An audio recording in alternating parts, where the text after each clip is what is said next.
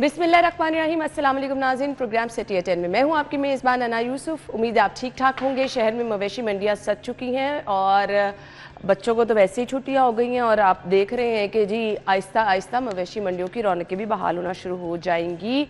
फ़िलहाल लोगों को सिर्फ और सिर्फ एक प्रॉब्लम फेस करनी पड़ी है और वो है महंगाई। महंगाई वाकई बहुत ज़्यादा है। बकरों की कीमतें, छोटे जानवर की, बड़े जानवर की कीमतें जो है क़ुव्वत ख़रीद लोगों की अगर हम देखें तो वो बिल्कुल ही अलहदा चीज़ लग रही है।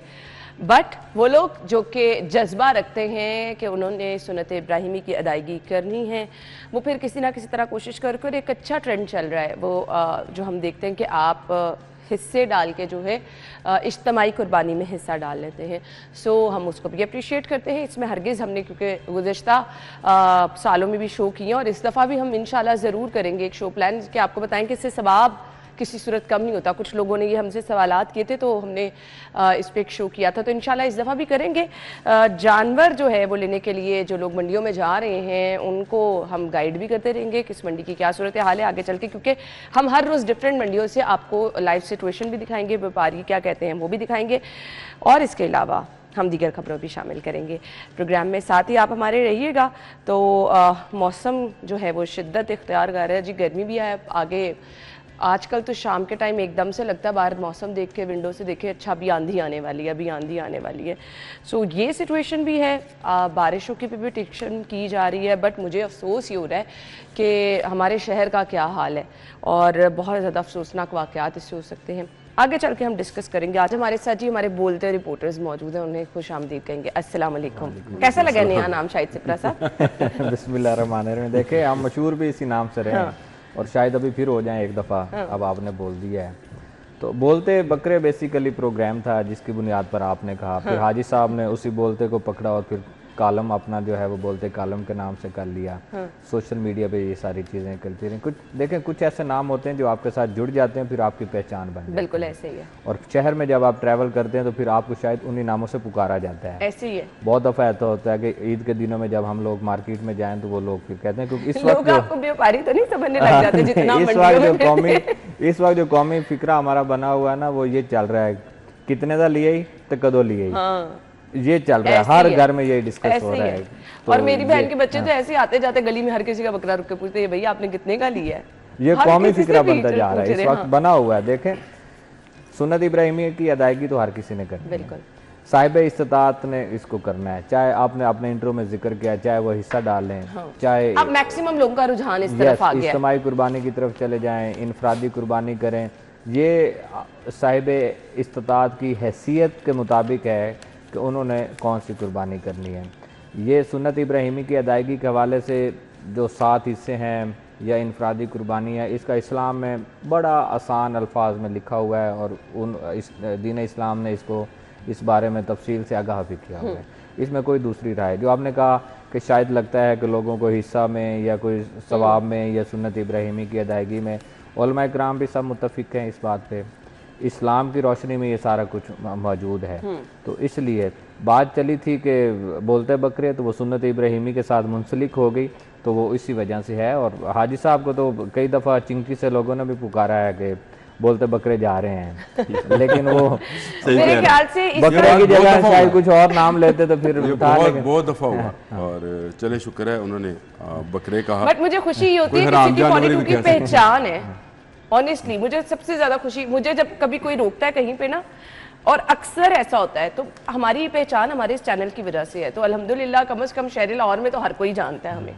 तो मुझे लगता है मैं किसी भी XYZ किसी नेशनल चैनल पे हूँ तो ये पहचान नहीं होती है। हाँ, नहीं होती है। सही है, सही है ये, क्योंकि इतने अरसा हो गया काम करते हुए और मुख्तलिफ प्रोग्राम्स, मुख्तलिफ लोगों की पहचान बन गए ऐसे ही। और जहाँ से वो कहीं चले भी गए तो उसी नाम के साथ वो पुकारे भी जाते रहे। बिल्कुल बड़ी अच्छी बात है। और दूसरी बात आपने सुन्नत इब्राहिमी की गई तो लोगों को बताना और समझाना चाहिए कि भाई इसमें शो ऑफ नहीं है।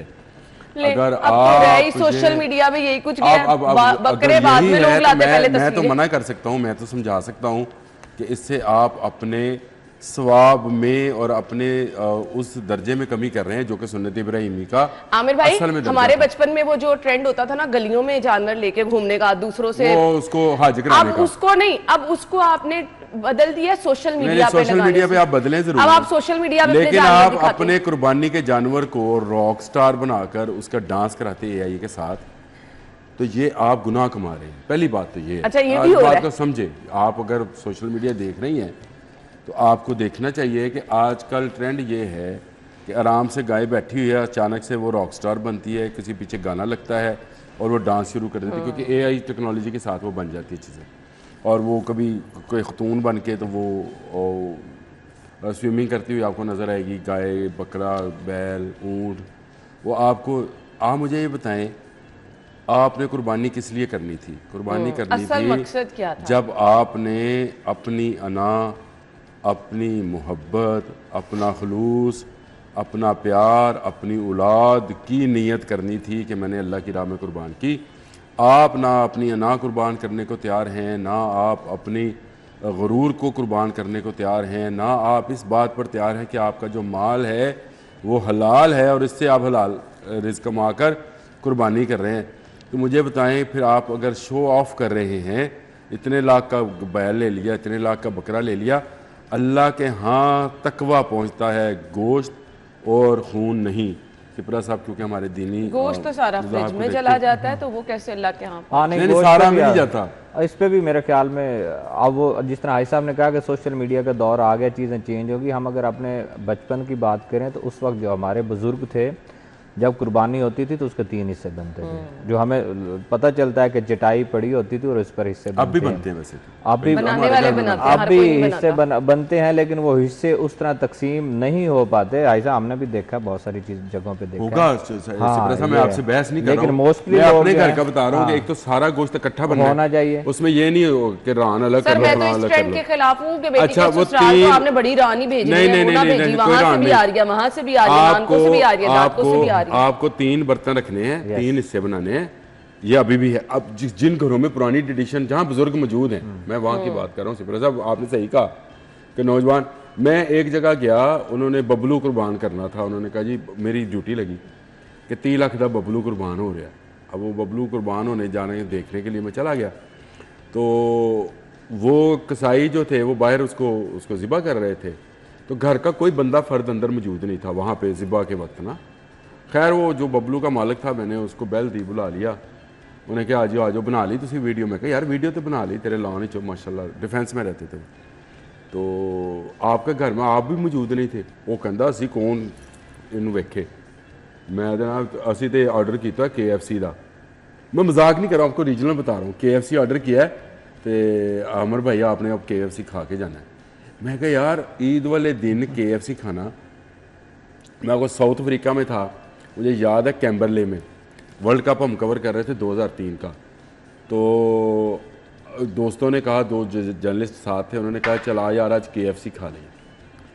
और KFC हलाल KFC वहाँ कैंटे के था।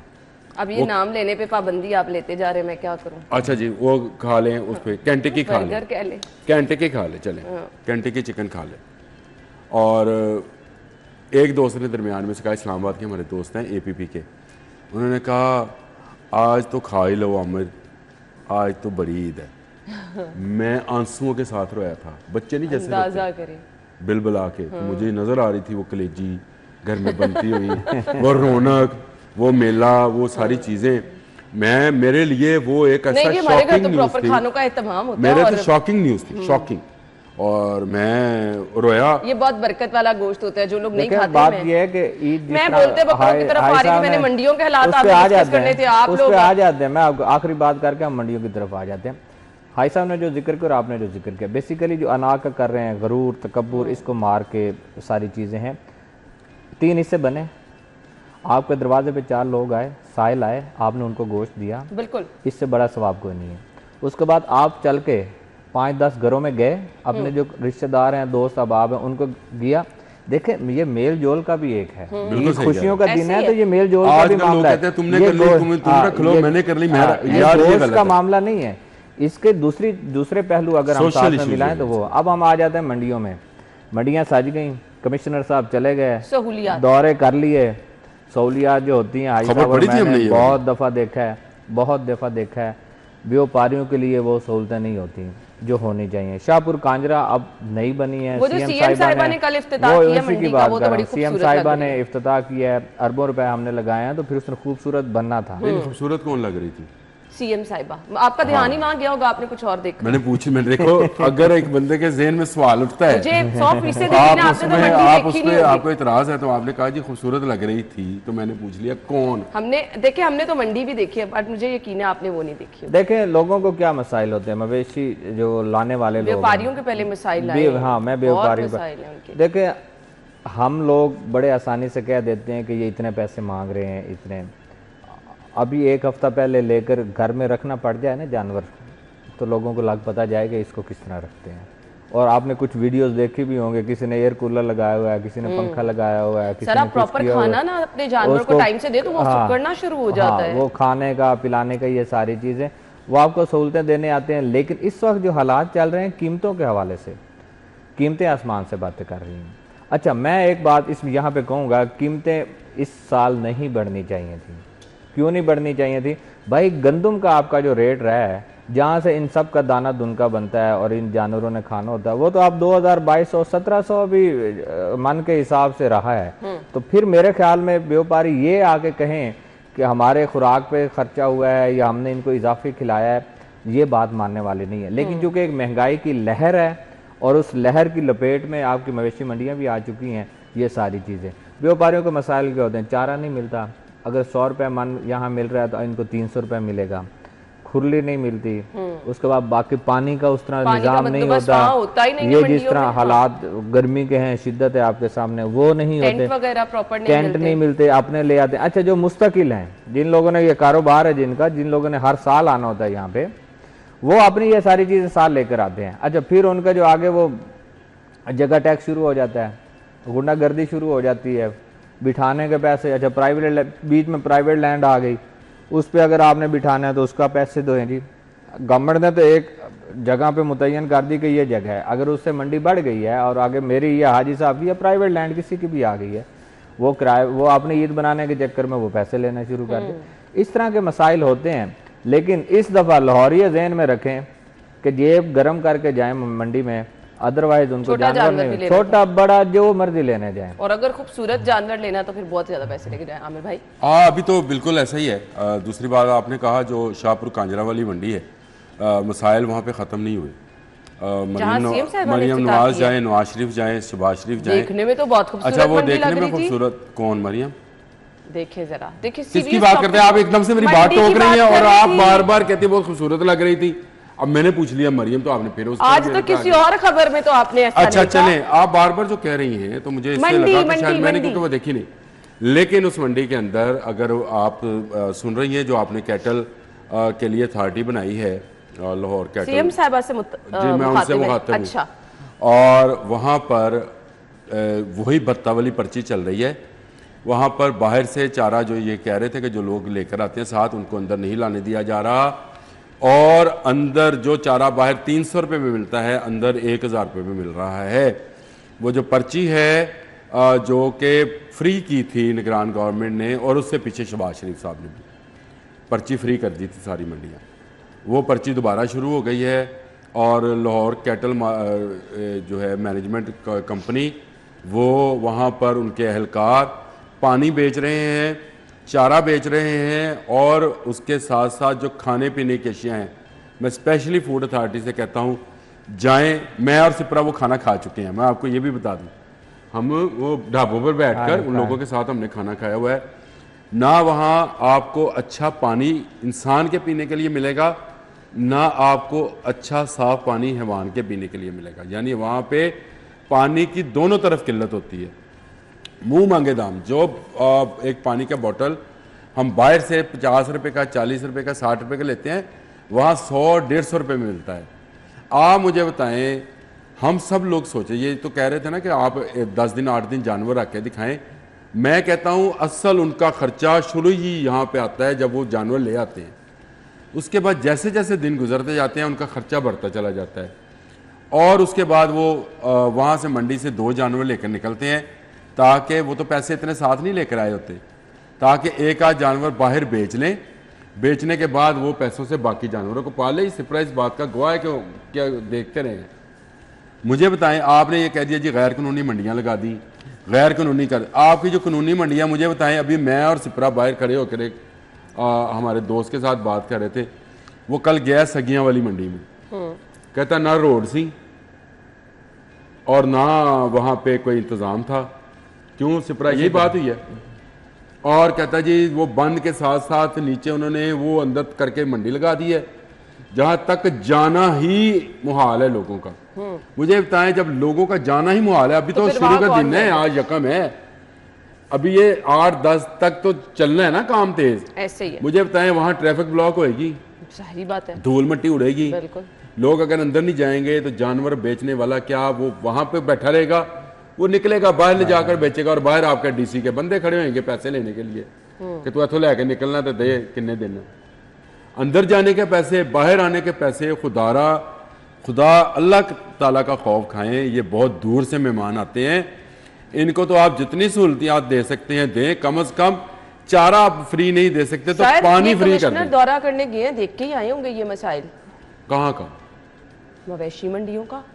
अच्छा, मैं क्या शायद हांगकांग का दौरा करने गए, वहाँ की मंडियाँ देखने गए। डीसी साहब दौरा कर रहे हैं, मुझे नहीं पता कहाँ गए हैं कहाँ नहीं गए हैं, इंतजामात नहीं होते हैं। हमने और सिपरा ने व्यापारियों को रोते हुए देखा है, और खुदारा अब आप आंधी का और बारिश का मौसम खुशगवार हो गया, इसको ज़रा 8-10 दिन भूलें, क्योंकि अगर बारिश होती है तो सिपरा को पता है, मैं और सिपरा बिस्मिल्लाह वाली गए थे, रोते थे व्यापारी आंसुओं के साथ, बीमार हो गए जानवर, जानवर बीमार हो गए, खोबा बन जाता, खोबा ही कहते हैं पंजाबी दे विच, कीचड़ जो बन जाता है वो बन जाता है, और उनको जानवर जो है गीले पानी में बैठते हैं और मट्टी में बैठते हैं, वो बीमार होना शुरू हो जाते हैं। अल्लाह ताला खैर का वक्त लेकर आए, आसानी से। अब आप जरा ना ये मौसम खुशगवार हो गया, अब जरा मंडियों को चलने दें और बिकने दें, आपको जो आपको सूट करता है उस हिसाब से जानवर लें, कोई ज़्यादा शो ऑफ वाला जानवर ना लें। आपने सुन्नत इब्राहिमी अदा करनी है, आपने कोई मॉडल गर्ल खरीद कर उससे रैंप पे वॉक नहीं करानी। लेकिन पसंद का जानवर लें, जो अच्छा लग रहा है आपको वो लें। पसंद लभदा ही नहीं। अच्छा चलो, मतलब ध्यान वहीं पे ही अड़ा हुआ है, हम कुछ भी बात करने लगे उनका ध्यान। देखिए खूबसूरत जानवर का है ना जी, खूबसूरत जानवर आपने खरीदना है तो वो कम पैसों में भी मिल सकता है। अच्छी बात है। ज़रूरी नहीं है कि खूबसूरती जो है वो आप ज़्यादा पैसों के साथ खरीदें, कम पैसों पे भी मिल जाती है, वजन में कम होगी, वजन में कम हो जाएगी। तो ये जानवर हर किस्म का मौजूद होता है, बिल्कुल। वो आपको पसंद क्या आ रहा है, बहुत करनी पड़ती है उसके ये तो लिए। फिर देखना तो हर पैसों काम में अगर आपने अच्छा जानवर वो तो लेना है, हर काम के लिए करना पड़ती है। स्ट्रगल आज से शुरू कर यहाँ दें। पैगाम पहुंचाने के लिए क्या क्या करना पड़ा है तो फिर भी नहीं पहुंचता, हाँ। फिर भी नहीं पहुंचता। अच्छा जी, हम ब्रेक के बाद आएंगे, स्टे विद अस।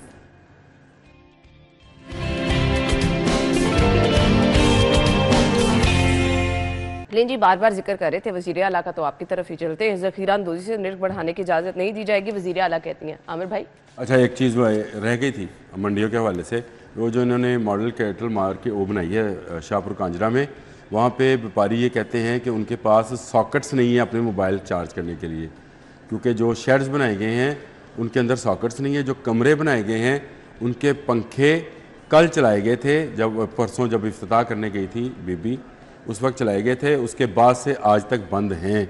वहाँ पे देखिए मसाइल जन्म ले रहे हैं और सामने आ रहे हैं।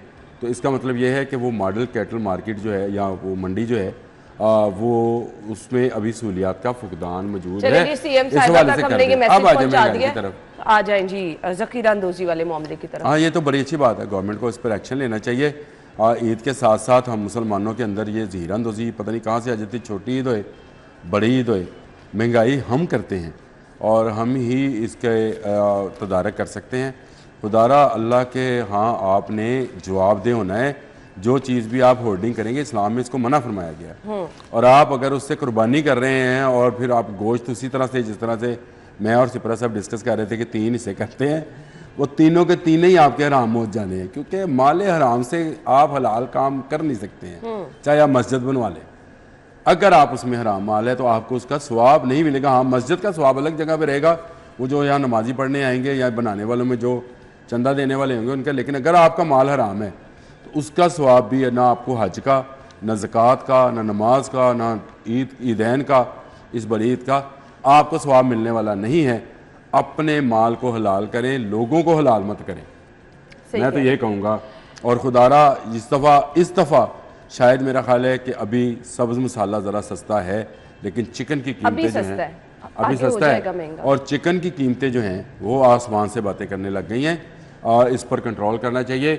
डीसी साहब, अगर आप इन मंडियों का दौरा कर रहे हैं तो साथ साथ आप अपने स्टाफ को भी ज़रा मुतहरक करें कि वो रेहड़ी बानों से फल वालों के वो जो है उसके चेकिंग ना करते फिरें। चिकन को ज़रा चेक करें कि वो किस रेट पर इस वक्त मार्केट में लोगों को अवेलेबल है। जी शाहिद सिपरा साहब, देखें जो आपने मिसाला जात का जिक्र किया, अदरक और लीमू तो 1000 रुपये किलो हर रोज़ हम दिखा, हाँ वो 1000 रुपये किलो है। ये बाकी कीमतें नहीं बढ़नी, लहसुन अदरक प्याज की ये नहीं बढ़नी, ये टमाटर भी नहीं बढ़ना, चले ये तो फिर जिस तरह गुड न्यूज़ ये है, प्याज भी नहीं बढ़ना, क्योंकि इस वक्त ये पीक सीज़न की सब्जी आ रही है और हमारी अपनी सब्जी आ रही है। ये इसी तरह 50-60 रुपये किलो रहेगा। टमाटर भी इसी तरह 40-50 रुपये किलो रहेगा। अदरक लहसुन का जो रेट चल रहा है 300-400 के राउंड अबाउट, ये भी इसी तरह रहेगा। हरी मिर्च का रेट भी यही रहेगा। खरीदारी करते हैं सब रेट पता है। देख जाना तो आपको भी चाहिए, लेकिन आप ना जाएं तो फिर वो अलहदा बात है।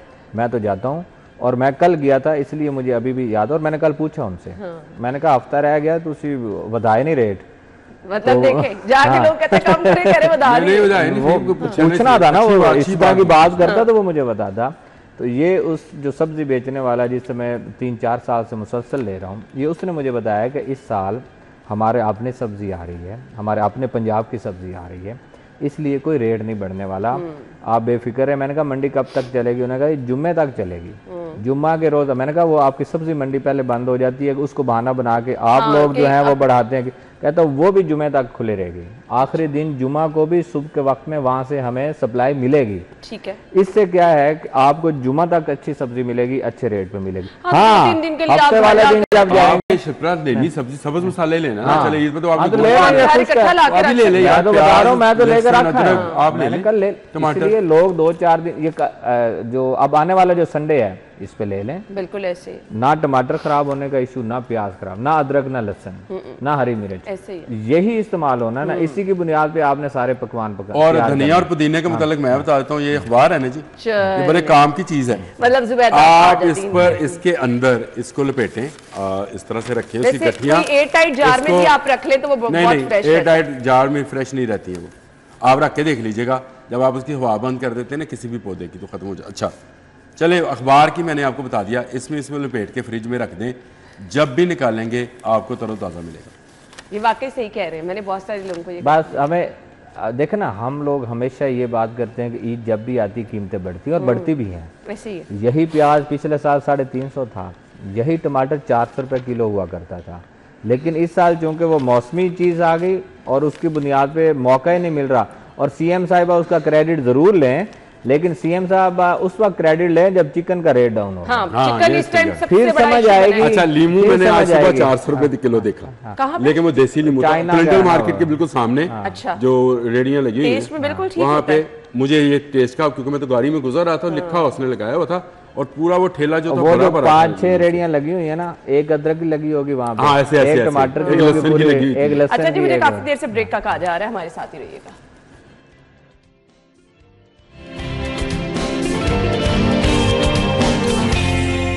Welcome back. हादसात में कमी लाने का टास्क दिया गया वज़ीर आला पंजाब मरियम नवाज शरीफ साहिबा की जानिब से। ट्रैफिक इस्लाहात के लिए वो पुरअज़्म नज़र आ रही हैं। कल भी खासा डिटेल में हमने जिक्र किया, और मैंने अभी रिसेंटली जो 3 नौजवान बच्चे जो हैं वो तेज़ रफ्तारी के बायस उनकी जान गई, नहर में गाड़ी गिरी, मैंने उसका भी तस्करा किया।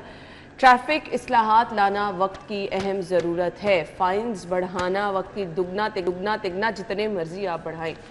अगर ट्रैफिक के हालात ना सुधरे तो हादसात भी होंगे, बहुत सारे मसाइल बढ़ते चले जाएंगे। लेकिन साथ उसके जो 3-4 चीज़ें हमने कल हाईलाइट की थी कि टिपा को अपना काम करना होगा, इंतज़ामिया को अपना काम करना होगा, और इसके साथ साथ फिर ट्रैफिक पुलिस को अपना काम। ये 3-4 चीज़ें मिलेंगी तब आपकी ट्रैफिक बेहतर होगी। शायद से प्रसाद, इन सबसे पहले हमें खुद अपने रवैयों में तब्दीली लाना होगी। बिल्कुल सही कहा आपने, हमें अपने आप को देखना होगा।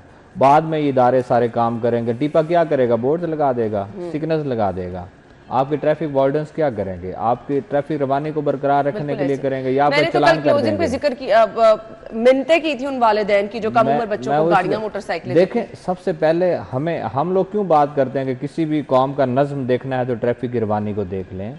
देखें, इस नज़्म को, इस फिक्रे को, बहुत स्ट्रॉन्ग फिक्रा है अगर इसकी गहराई में जाकर देखा जाए।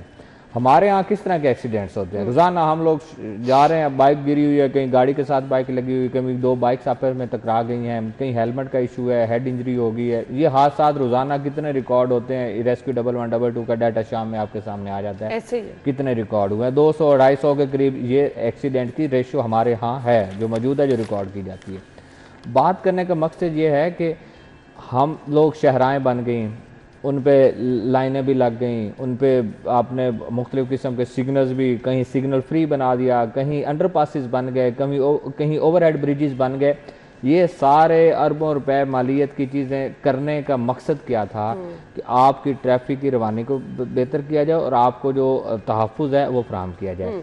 लेकिन माजरत के साथ अलमिया ये है कि हमने ट्रैफिक कवानीन की पासदारी करनी नहीं है, और ख़ास तौर पे हम लोग हमेशा मोटरसाइकिल वालों को ये इस बात पर इल्ज़ाम ठहराते हैं कि वो करते हैं, हमारी गाड़ियों वाले भी यही करते ऐसे हैं। है, बिल्कुल ऐसे। आपके यू टर्न की वायलेशन, आपके इवन मिनी ट्रक्स वाले भी खिलाफवर्जी और इसके साथ साथ ये तो लोग एक्सीडेंट कहाँ होता है? कम उम्र ड्राइवर्स बहुत आप जब लेन की खिलाफवर्जी करेंगे या आप जो उसके ट्रैफिक जो सिग्नल है उसकी वायलेशन करेंगे, या फिर अगेंस्ट द आप जो यू टर्न है उसका वे उसके अगेंस्ट जाएंगे, उसके बाद ये 3-4 चीज़ें हैं जिसकी बुनियाद पर एक्सीडेंट्स होते हैं।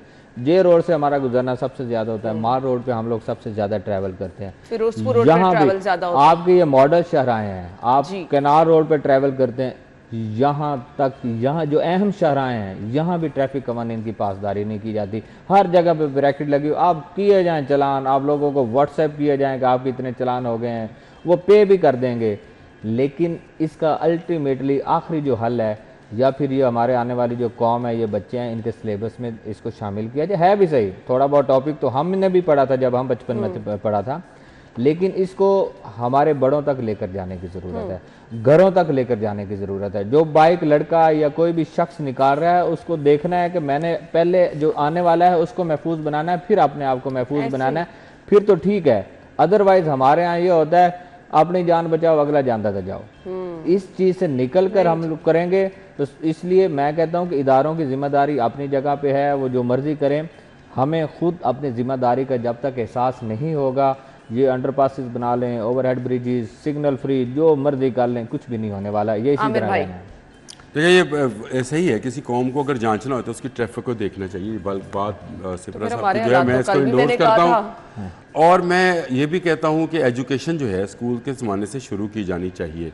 और लेकिन स्कूल कितने लोग जाते हैं ये भी देखना होगा, और स्कूल के में पढ़ा हुआ कितना अमल करते हैं। दूसरी बात आपने जुर्मानों की थी, जुर्माने बढ़ाने चाहिए, नहीं बढ़ाने चाहिए जुर्माने, बल्कि कम कर देने चाहिए, जुर्माना होना ही नहीं चाहिए। गाड़ी 3 महीने के लिए बंद होनी चाहिए। जो बच्चा चला रहा है 18 अंडर एज, जिसके पास लाइसेंस नहीं है, उसकी गाड़ी, उसकी मोटरसाइकिल 3 महीने के लिए बंद कर दे। ये चिंगची भी बंद हो जाएंगे ऑटो, क्योंकि 80% चिंगची जो है 18 साल से कम उम्र बच्चे चला रहे हैं। तो सारे, अगर आपने ये कानून बना दिया कि भाई 3 महीने के लिए गाड़ी बंद होएगी, हर एक दा अब्बा सोचेगा उन चाबी देने लग गया कि भाई ये बंद हुई तो 3 महीने मिलने ही नहीं। मैंने ऐसे ही बना दे एक, ये बंद के साथ साथ जहाँ मंडी नहीं बनाई आपने, बकर मंडी, वहाँ बना दे, गाड़ी गलती है गल जाए, सड़ती है सड़ जाए। जब कानून बना होगा कोई अदालत भी आपके सामने इस पर नहीं आएगी, क्योंकि कानून है 3 महीने के लिए। ये इसने अंडर एज, उसका सबूत मौजूद होएगा, वीडियो बन रही होगी, जो आपने कहा था कैमरे लगेंगे निगरान दौर में, तो ये बात आई थी ट्रैफिक वालों को, यहाँ कैमरे लगेंगे।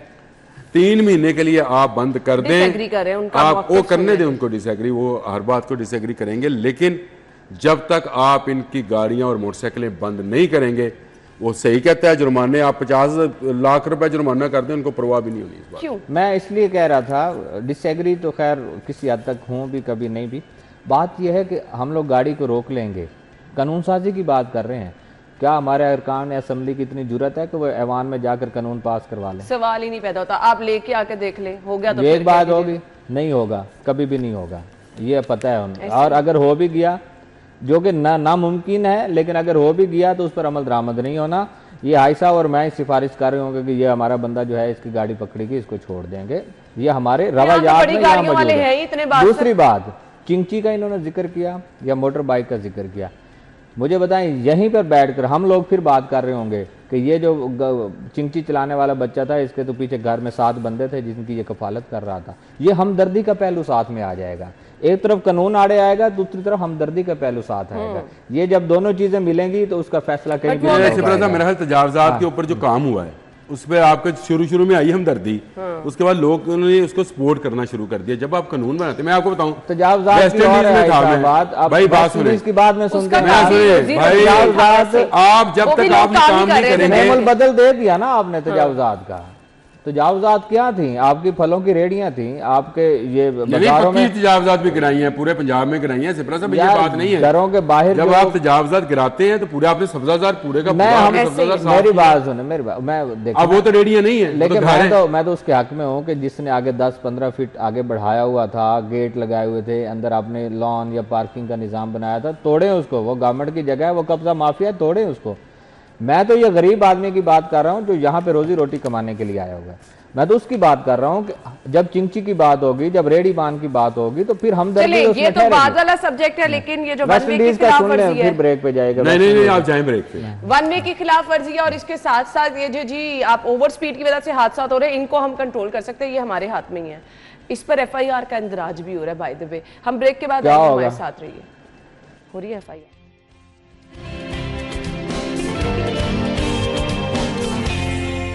Welcome back once again. इंतहाई अफसोसनाक खबर, कानूनी कार्रवाई के पेश नज़र जो है वो बच्चे की लाश CMH मुंतकिल की गई है।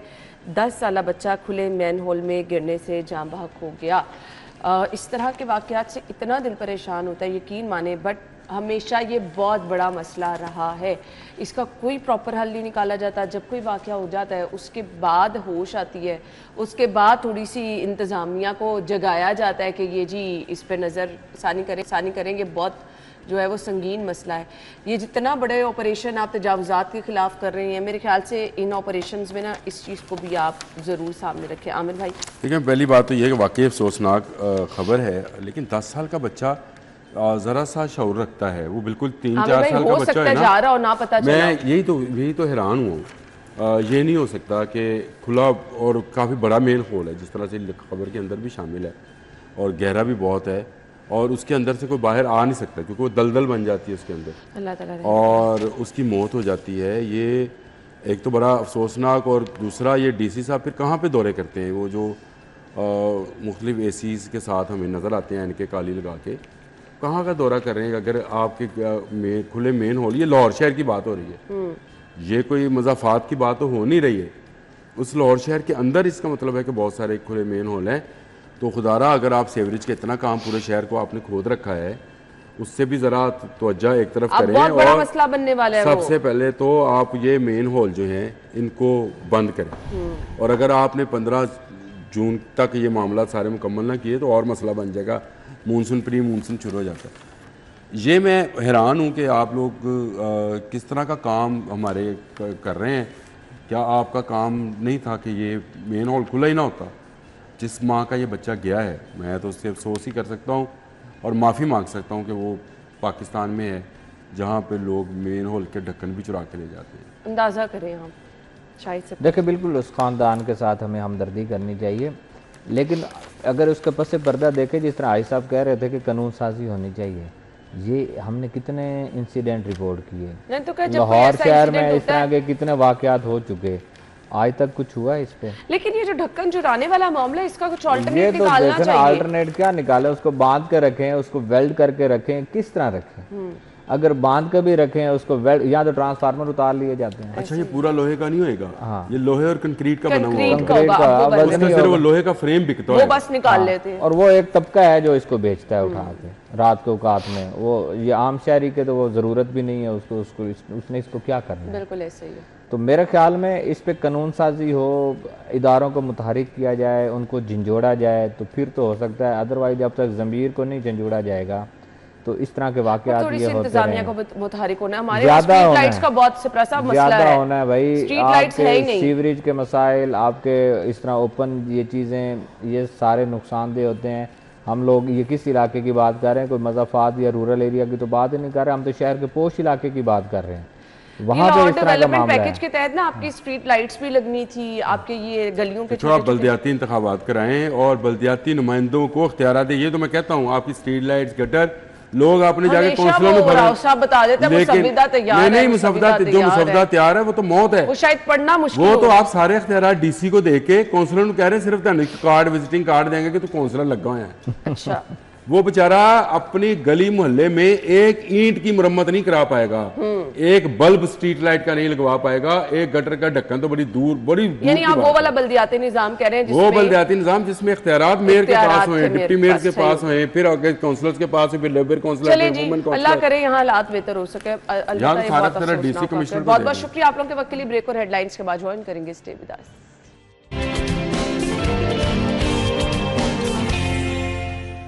Welcome back once again. Programme के इस हिस्से में जी हम बहुत ही अहम टॉपिक पे गुफ्तगू करने वाले हैं, क्योंकि महंगाई बहुत ज़्यादा है, आम आवाम का मसला भी ये है, और हर साल जून में हुकूमत की जानिब से एक बजट पेश किया जाता है। सो वो बजट कितना अहम होता है, शायद मेरे ख्याल से ये समझना भी बहुत ज़्यादा ज़रूरी है। तो आज हम आपको समझाएंगे भी वो बजट जिसको कहा जाता है कि जी अवामी उमंगों का तर्जुमान है, आवाम को बड़ा रिलीफ दिया गया है। तो वो रिलीफ असल में होता क्या है, टैक्स जो बढ़ाए जाते हैं उसका आम आवाम पर असर क्या होता है, फिर बड़े बड़े टैक्स चोर जो हैं उनको भी टैक्स नेट में लेकर आना ज़रूरी होता है, लेकिन उनको जो है वो खुली छुट्टी होती है, उसके लिए क्या किया जा सकता है। सो इस टॉपिक पे हमारे साथ बात करने के लिए सदर Lahore tax bar association Mohammad Asif Rana sahab मौजूद हैं, उनसे जान लेते हैं। जी अस्सलाम वालेकुम। वालेकुम सलाम जी। सर, हर साल जून में बजट पेश किया जाता है, बेसिकली अहमियत क्या होती है इस बजट की?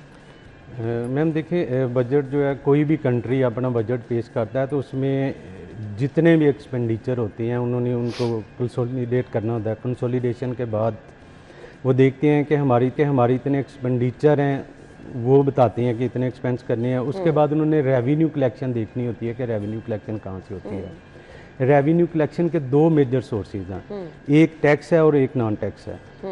टैक्स जो है उसमें हमारा इनकम टैक्स है, सेल टैक्स है, कस्टम ड्यूटी है और फेडरल एक्साइज ड्यूटी वगैरह हैं। और उसके बाद जो नॉन टैक्स अमाउंट्स हैं उसमें जो है ना, स्टेट बैंक का प्रॉफिट है, नेशनल सेविंग सर्टिफिकेट्स होते हैं, जो गवर्नमेंट मुख्तलिफ लोगों को लाइसेंस इशू करते हैं वो होते हैं। यानी कोई फ़ाइन वगैरह हो रही हैं, जिस तरह भी कोई लाइसेंसिंग के, वैसे फ़ाइन के प्लंटीज जो भी हैं वो नॉन टैक्स में आ जाते हैं। और बजट जो है ना, एक बहुत ही अहमियत का अमल होता है, क्योंकि इसमें हमने अपने टोटल जो अगले साल के आने वाला फ्यूचर का साल है उसके एक्सपेंस और कलेक्शन बतानी होती है। तो उसी की बेस पे आपकी महंगाई भी कंट्रोल होती है, लोगों को रिलीफ भी उसी में दिया जाता है। लेकिन हमारे मुल्क में तो डेली बेसिस पे बजट आ रहा है, कोई ना कोई आर्डीनेंस आ जाता है, कोई नोटिफिकेशन आ जाता है। तो बजट जो है एक बहुत अहम चीज़ है, जिसमें मेरा ख्याल है कि तीन चीज़ें ज़रूर होनी चाहिए। फर्स्ट तो रिलीफ गिविंग बजट होना चाहिए वाम को, उसके बाद किफ़ायत शारी होनी चाहिए और डेवलपमेंट के काम। ये तीन बड़े अहम चीज़ें हैं जो कि बजट में मौजूद होनी चाहिए। अगर ये बजट में नहीं है तो वो बजट का तखमीना कितना है इस दफ़ा का? तखमीना मैम इस दफ़ा 19,000 जो बिलियन है, पिछले साल 18,877 बिलियन था, इस दफ़ा जो है ना 8-10% उसको बढ़ा दिया गया है। तो इसी तरह जो कलेक्शन थी कि फेडरल बोर्ड ऑफ रेवेन्यू जो कलेक्शन करेगा वो पिछली दफ़ा 12,000 मिलियन थी, अब इन्होंने कर दी है 15,000 समथिंग मिलियन कर दी है। तो इसको पूरा कैसे किया जाएगा? मैम जो पिछले साल का है उसमें 6 बिलियन का शॉर्टफॉल आएगा, पूरा नहीं हो रहा। तो अब जो गवर्नमेंट ने इसमें किया है कि वो डिजिटलाइजेशन की तरफ जा रहे हैं, जो ऑटोमेशन की तरफ जा रहे हैं, और लोगों की टैक्स ब्रॉडनिंग जो है ना, असल में हमारे मुल्क का एक सबसे बड़ा मसला ये है, गवर्नमेंट इसको नहीं समझ पा रही, या तो IMF उन्हें करने नहीं दे रही, तो या गवर्नमेंट खुद नहीं करना चाह रही। जो इनडायरेक्ट टैक्सेस हैं ना, वो डायरेक्टली एंड कंज्यूमर से वसूल किए जाते हैं, जिससे इन्फ्लेशन बढ़ता है, महंगाई बढ़ती है। हमारा अगर टैक्स कलेक्शन करनी है, टैक्स अवाम को रिलीफ देना है, तो डायरेक्ट टैक्सेस पे फोकस करना चाहिए, जो इनकम टैक्स जिसे हम कहते हैं। जो भी बड़े बड़े मगरमच्छ हैं, जो बड़े चोर हैं, उनसे लेना चाहिए, डायरेक्ट टैक्स पे ज़्यादा फोकस करना चाहिए। और जब तक गवर्नमेंट जो है ना, जो स्टेक होल्डर हैं या टैक्स बार्स हैं, उनसे मशावरत नहीं करेंगे तो ये टैक्स कलेक्शन इनके लिए आसान नहीं होगी। वो पॉसिबल नहीं होती। मालियाती खसारे का अगर हम जिक्र करें तो कितना होगा? जी, उसमें पिछले साल था 6.9% ऑफ GDP। इस दफ़ा इन्होंने रिड्यूस कर दिया, कोई 5.5 पे ले आए हैं, 1.4 जो है ना उसको कह रहे हैं रिड्यूस करेंगे। प्रपोजल है अभी तो ना, पता नहीं हो पाएगा कि नहीं हो पाएगा, अभी तो प्रपोज चीज़ें हैं। तो इस तरह ही है, इसके बाद तो कुछ सही। मुझे बता दें तरजीहात क्या होंगी और क्या होनी चाहिए? तरजीहात जो है ना हमारी, वो फिजिकल कंसोलिडेशन, डेवलपमेंट मैनेजमेंट होनी चाहिए। उसके बाद इकोनॉमिक ग्रोथ और एक्सपोर्ट प्रमोशन जो है उस पर होनी चाहिए। नेशनल सिक्योरिटी और डिफेंस पे होनी चाहिए। यही 5-4 चीज़ें हैं जिन पे हमारा फोकस होना चाहिए कि बजट में इनकी तरजीहात होनी चाहिए। इसके अलावा वाम को रिलीफ जो है ना वो है। बेसिकली हमने डेवलपमेंट पे फोकस करना है जो ज़रूरी है। उसके साथ साथ अगर हम रिलीफ की अवाम की बात करें, किफ़ायतशारी की बात करें, ओवरऑल इन्हीं चीज़ों के बजट जो घूम रहा होता है और अवाम की उमंगों का तर्जुमान भी इसी बजट को कहा जाता है। जी, यही देखें, ये 3 चीज़ें जिस बजट में होंगी ना, वो अवाम के मुताबिक बजट होगा। अगर ये 3 चीज़ें नहीं हैं, लेकिन एक जो अभी बदकिस्मती से मैंने देखा है कि प्रपोजल जो है ना, डेवलपमेंट को इन्होंने रिड्यूस कर दिया। डेवलपमेंट 6 पॉइंट से रिड्यूस कर दिया है। जो मिनिस्ट्री ऑफ फाइनेंस है, प्लानिंग मिनिस्टर जो हैं, उन्होंने तो कहा है इनको कि उसको 10 से 15% बढ़ा दें, लेकिन फाइनेंस मिनिस्टर ने जो प्रपोजल भेजी है उसमें रिड्यूस करके भेज दिया। देखें, फर्स्ट काम ही डेवलपमेंट था, उसको रिड्यूस कर दिया, तो इट्स मीन ये वाम रिलीफ बजट नहीं होगा। मुझे ये बता दें, रेवेन्यू का बहुत बड़ा जरिया क्या हो सकता है और क्या होना चाहिए? मैम, जो बजट में सबसे बड़ा सोर्स होता है रेवेन्यू कलेक्शन का, वो टैक्स है। सेकंड में जो नॉन टैक्स है, अभी पहले भी मेरी बात हुई आपसे, टैक्स में 3 चीज़ें हैं, 5 चीज़ें होती हैं। इनकम टैक्स है, सेल टैक्स है, फेडरल एक्साइज ड्यूटी है, कस्टम टैक्स है। सबसे बड़ा रोल किसका होता है? इनकम टैक्स का सबसे बड़ा रोल होगा। हमारा जो सेल टैक्स में भी बड़ा अच्छा रोल है। मैंने जो टैक्स बार के लेवल पे प्रपोजल भेजी हैं, उसमें मैंने फर्स्ट सबसे इनडायरेक्ट टैक्स पे प्रपोजल भेजी है। 26 प्रपोजल्स मैंने जो भेजी हैं सेल टैक्स पे भेजी हैं, और 38 प्रपोजल्स जो मैंने इनकम टैक्स पे भेजी हैं। सबसे अहम जो चोरी को रोक सकती है, जो टैक्स कलेक्शन बेटर कर सकती है, वो ये है कि सेल टैक्स का इनपुट की एडजस्टमेंट एक होती है, उसको एलिमिनेट कर दें, रिफंड को एलिमिनेट कर दें। अगर इन्होंने एक्सपोर्ट को प्रमोट करना है तो इलेक्ट्रिसिटी पे सब्सिडाइज कर दें, गैस पे कर दें, लेकिन टैक्स की इनपुट एडजस्टमेंट और सेल टैक्स रिफंड जो है उसको ख़त्म कर दिया जाए, तो देन हमारे टैक्स की चोरी भी रुक जाएगी और टैक्स कलेक्शन भी अच्छी होगी और अवाम गिवन रिलीफ भी दिया जाएगा।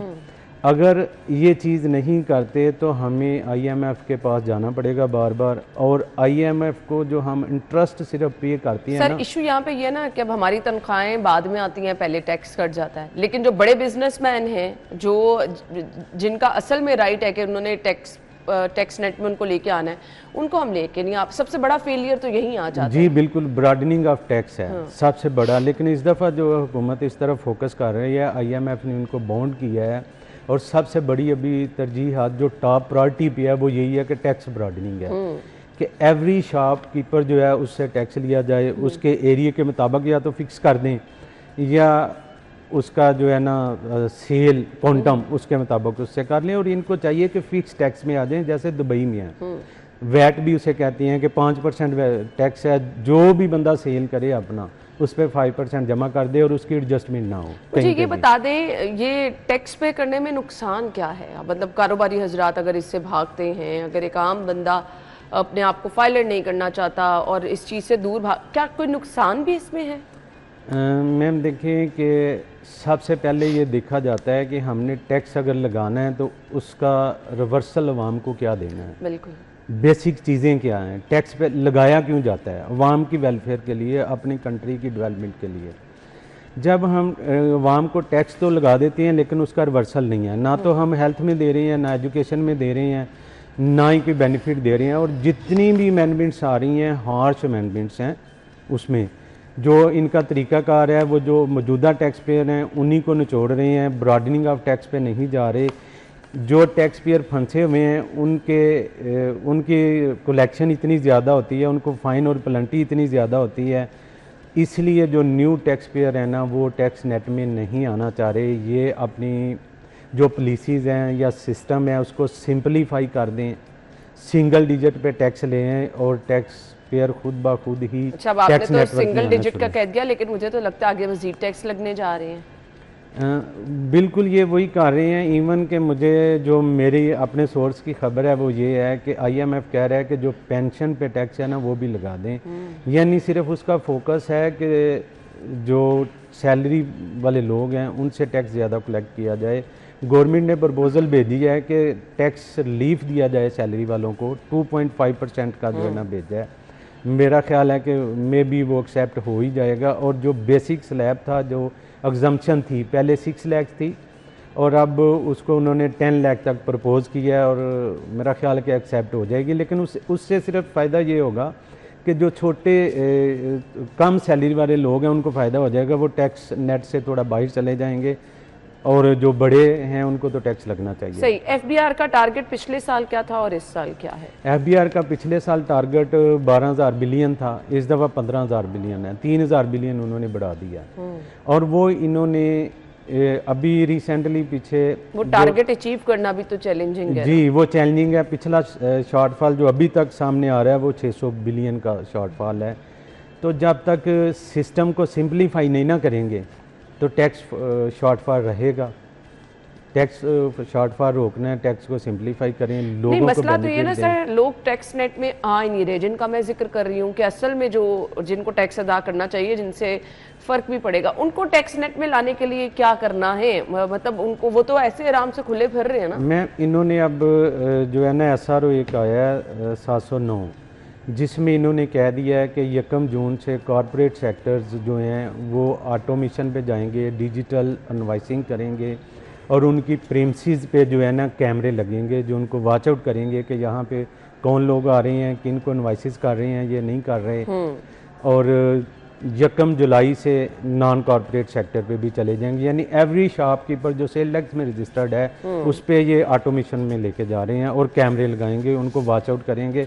मे बी कि इससे टैक्स कलेक्शन में कोई फ़र्क आ जाए, लेकिन मैं फिर बार बार, क्योंकि मेरा जहाँ कहीं भी प्रोग्राम हो, मैं यही कहता हूँ कि टैक्स सिस्टम को सिंप्लीफाई करें, अमेंडमेंट्स जो हैं वो फ्रेंडली होनी चाहिए, जो टैक्स पेयर है उसको उसकी रिवर्सल होनी चाहिए, जितना बेनिफिट उसको दिया जाएगा, जितना जो है ना सिंप्लीफाई किया जाएगा तो वहाँ उतना ही टैक्स नेटवर्क में आ जाएगा। ये टैक्स फ्रॉड क्या है बेसिकली? जी, असल में मैडम जो टैक्स फ्रॉड है वो इनडायरेक्ट टैक्स पे ज़्यादा हो रहा है कि एक बंदा, एक शॉपकीपर किसी को माल बेचता है तो उसको सेल टैक्स इनवाइस जारी करता है, वो 1 लाख की इनवाइस है, उस पर 18,000 रुपया सेल टैक्स वो उससे वसूल कर लेता है और जो है ना वो अगला दुकानदार उस पर कर लेता है।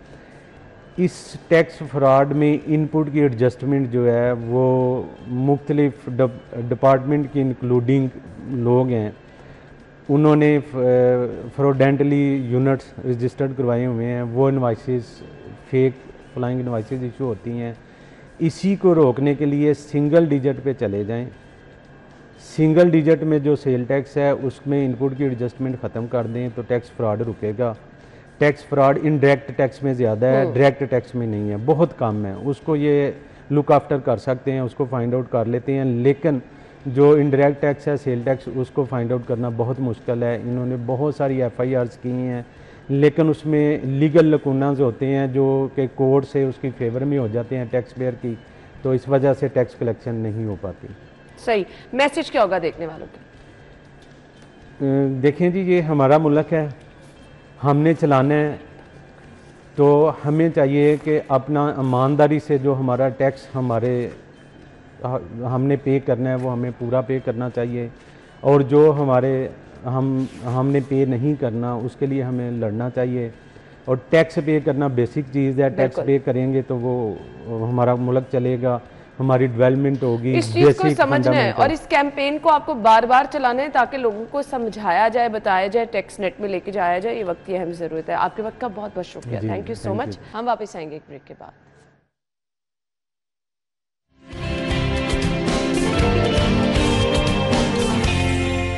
Welcome back. सो नाज़रीन, प्रोग्राम के हिस्से में जी हम गुफ्तगू कर रहे हैं, बल्कि आपको बता रहे हैं कि पाकिस्तान क्रिप्टो माइनिंग और डिजिटल डेटा इंडस्ट्री के फ़रोग के लिए कोशा है और इसके लिए एफर्ट्स क्या की जा रही हैं। जी 2000 मेगावाट बिजली को मुख्तस कर दिया गया है। ये इजाफी बिजली से क्रिप्टो माइनिंग के आगाज़ का फैसला किया गया है। आई थिंक ये बहुत पहले कर लेना चाहिए था और मैक्सिमम लोगों को इस तरफ लेकर आना, बल्कि ट्रेन करना वक्त की अहम ज़रूरत है।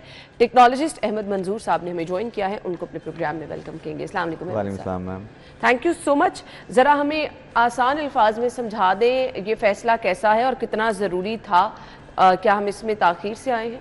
बेसिकली देखें, टेक्नोलॉजी में कभी भी कोई ताख़ीर से नहीं आता। टेक्नोलॉजी पे हर बंदा टाइम पे होता है, लेकिन सिर्फ फ़र्क ये होता है कि आप उसको इस्तेमाल कैसे कर रहे हैं। हाँ, ये क्वेश्चन है कि क्या अब ज़रूरी है ये काम करना या अब किसी और टेक्नोलॉजी पे हमें ध्यान देना चाहिए। तो मेरा ख्याल है कि अब AI डेटा सेंटर ज़्यादा रिक्वायर्ड हैं, बिकॉज पूरी दुनिया में इस time open AI plus US plus multiple जो नेशंस हैं वो काम कर रही हैं स्टार गेट के प्रोजेक्ट के ऊपर, जो कि AI का एक बहुत बड़ा प्रोजेक्ट है, जिसके अंदर उन्होंने 1.5 या 1.2 गीगा वॉट्स को उन्होंने लॉन्च किया। राइट, वहाँ पे उनको इतनी बिजली चाहिए और इतने बड़े बड़े डेटा सेंटर्स हैं और सारा कुछ।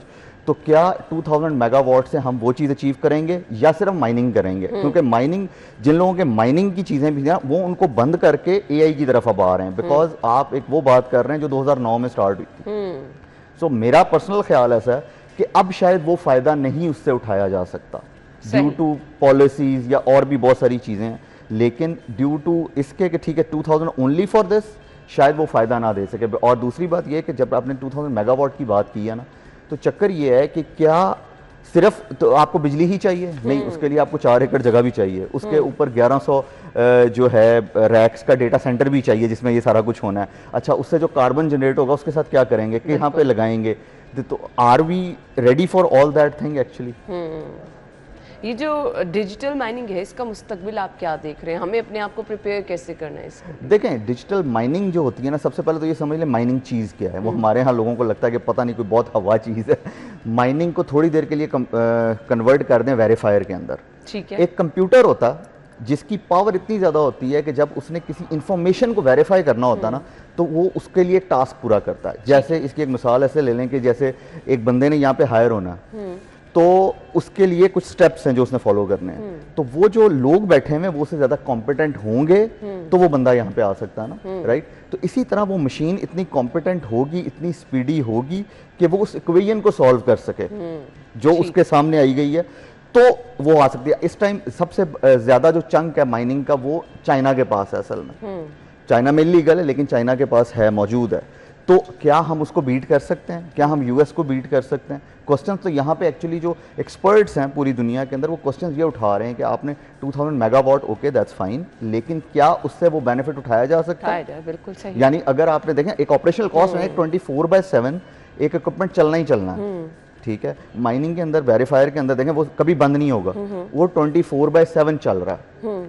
अब क्या हमारे पास हम उसको इतना वो कर सकते हैं? क्या हम अपने जो इतना भी एनवायरनमेंट है, क्या मैं हमेशा कहता हूँ सिर्फ 1-2 चीज़ों को लेके ना आप ये चीज़ें नहीं कर सकते, आपको सबको ऑन बोर्ड करना है। बट हमें अपनी मौजूदा तवानाई की जो ज़रूरियात हैं, जो किल्लत है, जो हमारा तलब और रसद का डिफरेंस रहता है वो भी तो देखना है। जी हाँ, मैं वही कह रहा हूँ ना, हमें एक एक चीज़ को, यानी आपको यानी आपने कर दिया, आपने सिर्फ स्टेट बैंक को, और आपको FIA को भी ऑन बोर्ड करना है, आपको FBR को भी ऑन बोर्ड करना है, आपको NAB को भी ऑन बोर्ड करना है, आपको एनवायरनमेंट वालों को भी ऑन बोर्ड करना है, देन लैंड वालों को, यानी एक एक बंदा इसके अंदर ऑन बोर्ड होगा तब आप इसको अच्छे तरीके से प्लान कर सकते हैं। दैट इज़ अ वेरी, बहुत बड़ी ये प्लानिंग की चीज़ है, फिर आप इसके अंदर ज़्यादा अच्छे तरीके से आ सकते हैं। ठीक है, बाकी दुनिया के अगर ममालिक में देखें बहुत सारे तो पाबंदियां हैं जी। जी, तो हमारे यहाँ इसमें अब थोड़ी रिलैक्सेशन नज़र आ रही है, इस तरफ बढ़ा रहे हैं, क्यों? देखें, वो मेरा ख्याल है कि वो समटाइम्स होता ही है कि जो इक्विपमेंट कहीं पे ज़ाया होने वाला होता है ना, तो कोई एंड पे जो है ना कोई उसको यूज़ करने की कोशिश कर रहा होता है कि शायद वो काम हो जाए। तो मेरा ख्याल है कि कुछ इस तरह की चीज़ चल रही है। देखें बहुत सारी कंट्रीज, इवन यूएस में बहुत सारी स्टेट हैं जहाँ पे इसको बैन कर दिया गया है ड्यू टू एनवायरनमेंट इशूज। तो क्या पाकिस्तान के पास इतनी जगह है? वही बात, actually questions are there, you need to make a very good policies for that. Reason ये है कि आप जब पॉलिसीज बनाएंगे, लोगों को बताएंगे, तब समझ में आवाम आएगी। को कैसे एतमाद में लिया जा सकता है? क्या इसमें अट्रैक्शन कुछ लेकर आनी होगी आवाम? जी हाँ, देखें आप लोगों को बताएंगे ना कि जी जैसे पहले एक फायरवॉल डिप्लॉय कर दी गई मिसाल के तौर पे, ठीक है, लेकिन लोगों को कुछ नहीं बताया गया, बस सिर्फ बताया गया फायरवॉल डिप्लॉय होगी जिसकी वजह से इंटरनेट ऊपर नीचे हो रहा है समथिंग। अब जो टेक्नोलॉजिस्ट थे या जो इस नेटवर्क्स को जानते थे, उनके दिमाग में क्वेश्चंस पैदा होने शुरू हुए, वो क्वेश्चंस लोगों तक पहुंचने शुरू हुए, तो लोगों को समझ आनी शुरू हुई नहीं ऐसे इंटरनेट डाउन नहीं होता। इसी तरह अगर आपने कोई भी ऐसा कदम उठाना है तो पहले लोगों को उसके लिए एजुकेट करें, लोगों को बताएं कि हम अब ये करने एआई के चाह रहे बारे में ही लोगों को एजुकेट करना कितना जरूरी है? देखें एआई के मुतल्लिक तो मैं अब ये कहता हूं कि अब अभी भी वो जो लोग जो है ना जो प्रोग्रामिंग सीखते हैं एआई की, अब उससे बाहर आ जाएं। अब आपको प्रोग्रामर्स की ज़रूरत नहीं है। प्रोग्रामिंग जितने लोगों ने कर ली थी वो कर चुके हैं। आज एनवीडिया या जितनी भी बड़ी बड़ी कंपनीज हैं उनके सीईओज ये कहते हैं बाय एंड ऑफ 2025 प्रोग्रामिंग ख़त्म हो जाएगी दुनिया से। 95% प्रोग्रामिंग मशीन्स कर रही होंगी। सिर्फ चक्कर ये है कि हम लोगों को ना एआई टूल्स समझने की ज़रूरत। जैसे आप माशाल्लाह मीडिया की हैं, मैं अपनी फील्ड में हूँ, जो कैमरा मैन है वो, हर किसी का एआई टूल फर्क होगा। यानी कैमरा मैंने एडिट करना है, उसके लिए एडिट का कोई ना कोई टूल चाहिए होगा। आप सपोज करें ये काम कर रही हैं, इसका मतलब है कि आप होस्टिंग कर रही हैं, तो यही शो मल्टीपल 4 और जगहों पर भी चल रहा हो, तो इसके लिए डिफरेंट एआई टूल होगा। तो कहने का मकसद ये है कि हमें अब एआई टूल बॉक्सेस बनाने की जरूरत है। जब हम वो बना लेंगे और लोगों को अब ये सिखाएं कि एआई टूल कैसे इस्तेमाल करते हैं, अपने आप को प्रोडक्टिव कैसे बनाते हैं। हमने ना एक्चुअली एआई को मैं हमेशा हर जगह मिसाल देता होता हूँ, हमने टर्मिनेटर सीरीज जो थी ना उसको बहुत सीरियस ले लिया हुआ कि रोबोट्स आ जाएंगे, आके टेक ओवर कर लेंगे और आपको बस अब ये इसी तरफ ही लोगों का चेंज आ रहा है। हम ब्रेक के बाद आपको ज्वाइन करते हैं।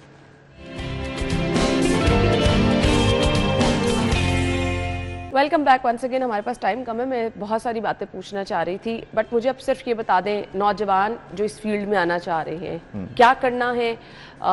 वो होता है ना, आपको नकालों से भी होशियार रहना होता है, ये बहुत ज़्यादा सेंसिटिव मैटर भी होता है। सो आपको क्या क्या स्टेप्स लेने हैं और कैसे यहाँ आना?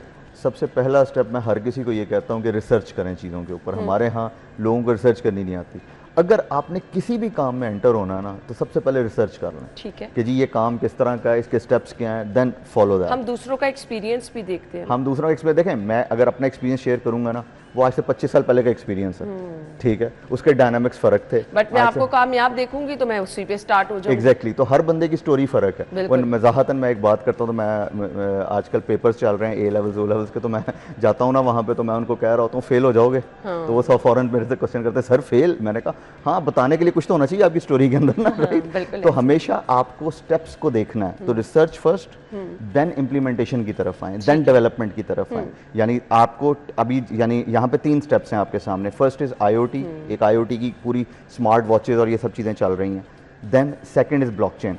Crypto is just part of a blockchain, ठीक है। तो आप ब्लॉकचेन टेक्नोलॉजी को सीखें, उसको समझें और उसकी तरफ मूव करने की कोशिश करें। बेसिकली ना हमारा मकसद बन गया हुआ पैसे कमाना, तो मुझे वो बता दें कितने पैसे कमा सकते हैं महीने के आप? अगर आप ब्लॉकचेन एक्सपर्ट बन जाते हैं ना, तो आप एक प्रोजेक्ट के $10,000 कमा सकते हैं, ठीक है। अब प्रोजेक्ट आप साल में कर लें, 2 दिन में कर लें, सब टू यू।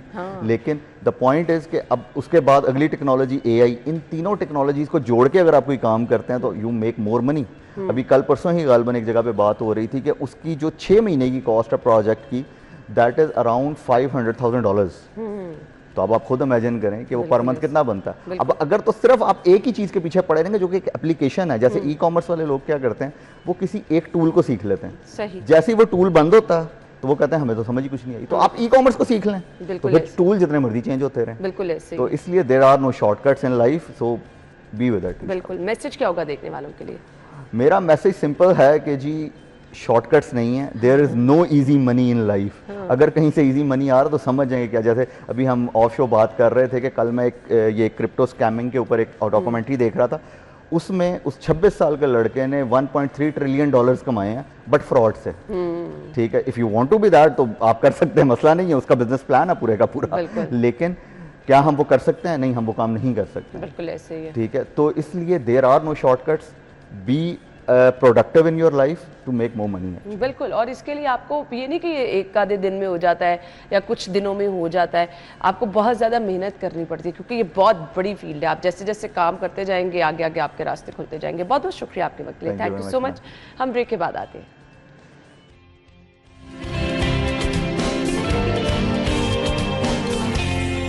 Welcome back. जिनकी बर्थडे उनको विश करने जा रहे हैं जी। आज जिनकी बर्थडे है मलिक मुजाहिद इकबाल चीना, उस्मान बुखारी, सैयद मोहम्मद हसन जैदी की सालगिरह है, जैगम रियाज, मलिक कदीर और इसके बाद नूरे हरम सलीम। आप सबको बहुत बहुत मुबारकबाद, हैप्पी बर्थडे।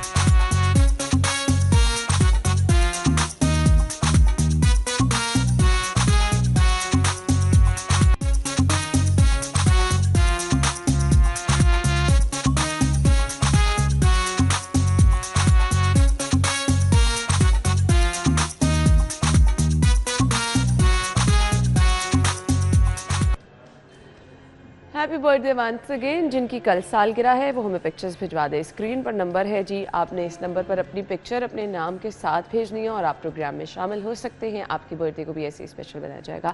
किसी दोस्त की बर्थडे है, फैमिली में किसी की बर्थडे है, आपके टीचर की बर्थडे है, आप उनको स्पेशल फील कराना चाह रहे हैं, सरप्राइज़ देना चाह रहे हैं, सो आप उनको एक बहुत अच्छे अंदाज में ऐसे सरप्राइज़ दे सकते हैं। हमें नाम भिजवा दें, लेकिन जल्दी, क्योंकि जो पहले नाम आते हैं उनको पहले शामिल कर लेते हैं। सो इंशाल्लाह कल के प्रोग्राम का हिस्सा आप भी बन सकते हैं। अभी हम आपको बताएंगे माल का हाल।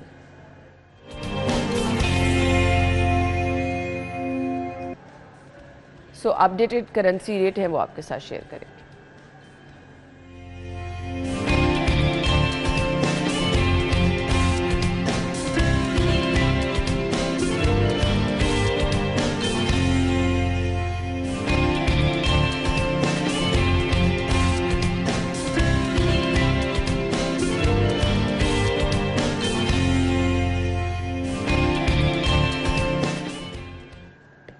सो हमारी और आपकी मुलाकात कल होगी सेम टाइम पर। अपना ख्याल रखिएगा, इजाज़त दीजिए, अल्लाह हाफ़िज़।